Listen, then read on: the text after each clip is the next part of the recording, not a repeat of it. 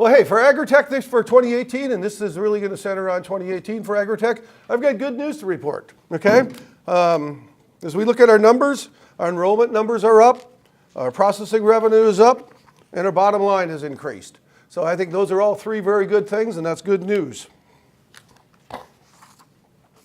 Okay, at the end of the year, and I run these enrollment metrics on a monthly basis. Our enrollment was 968,436 animals. It's an increase of over 13,000 head from the end of 2017. What does enrollment mean, by the way, just for point of clarification? That means we process the cow or the herd sometime in the last 90 days. We've got most of the herds processed monthly, but we've got quarterlies, we've got every other month, et cetera. If we don't see them in 90 days, they come off the list. Processing revenue increased by over $13,000 this year, increase of 1.1%, and Barbara had mentioned that in her report. Overall income, we do have some income other than processing income, was up 1.8%. And 2018 was ATA's fourth consecutive year, posting a profit with significant gains in 2018 over previous years. So this albatross that was around our neck here for many years of negative bottom lines, I'm really proud to say that we've got 4 years in a row in the black, and we don't have the final audited figures yet for 2018, but I do know what our in-house ones look like, and it looks like a very good year financially. Prior to the genetic evaluation cutoff for 2018, for the April cutoff, AgriTech completed its programming for providing health data to the Council on Dairy Cattle Breeding. For us, that was a pretty big deal. We put a lot of programming effort into that.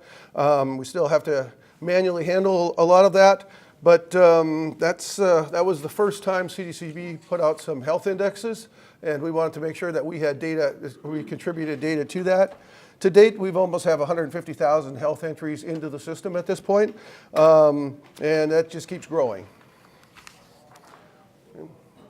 In March, Holstein Association USA, in conjunction with the Visalia office, introduced TriStar AMR, production record program for robotic herds no longer on test.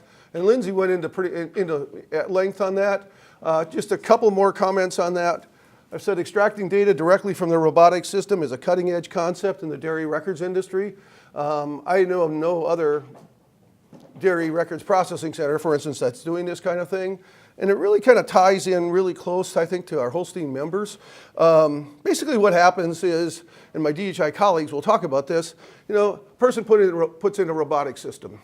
Sampling at this point seems to be a bit of a hassle. There's a shuttle, who owns the shuttle, who maintains the shuttle, da-da-da-da-da-da-da. It's fairly costly. Guys look and say, I got a lot of that information in my system, why do I really need the test, okay?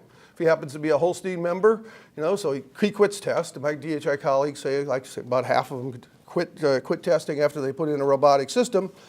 They're a Holstein member. 2 years go down the road, they look at their pedigrees, there's no production data on the pedigree, and the producer says, well, why am I registering, okay? Well, we want to give those guys an incentive to register. As CEO Meyer has said a number of times, registrations are the straw that stirs the drink at the Holstein Association. So we want to give people incentives to continue to register dairy cows. ATA completed some revised programming to import classification files. Breakdowns and final scores appear on cow pages as well as final scores on other reports.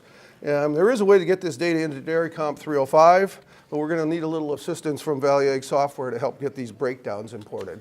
The final score itself is a relatively straightforward import, and Denise Athey, who's our marketing and field rep, has done a lot of work with importing all kinds of data into Dairy Comp. Does a really good job for us.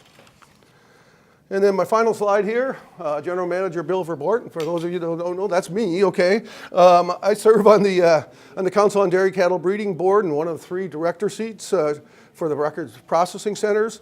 And also I chair the Dairy Records Processing Center Advisory Committee, which is a platform to review standards, introduce new data and data types, data formats, and interact with the Council on Dairy Cattle Breeding, as well as the USDA Animal Improvement Program.